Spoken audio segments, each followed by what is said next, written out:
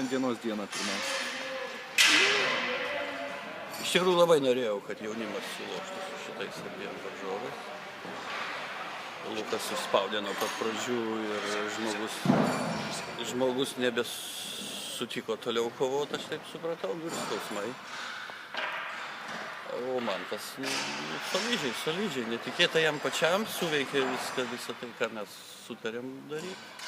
Eigoj Mašo labai gražiai ir keitė taip, ir taktiką keitė. Šauniai sulošė.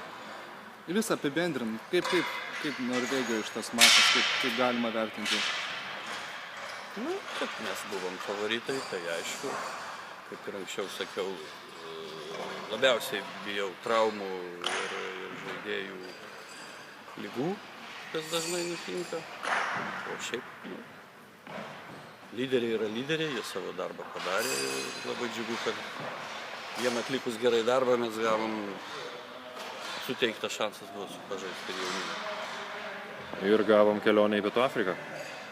Ar buvo gal jau su komanda kalbėta apie tai, ta prasme, ar yra tikimybė, kad vėl vyksim tenai stipriausios sudėties, jeigu, aišku, ten netrukdys tie dalykai, apie kuriuos čia kalbėjot, pašaliniai, nesmagus? Turbūt, ne man klausimas turbūt. Kas žaidėjus surenka, aš dirbu su tais, kurie sutinka žaisti, kurie gali žaisti. Komandos komplektavimas, aišku, labai šaunu, kad galėtų vyrai žaisti. Mes tada turim ir šansų kažkokių, galbūt net ir nemenkų. Bet ar pavyks jiem, tai čia yra jų kalendoriniai planai. Ačiū. Jums ačiū.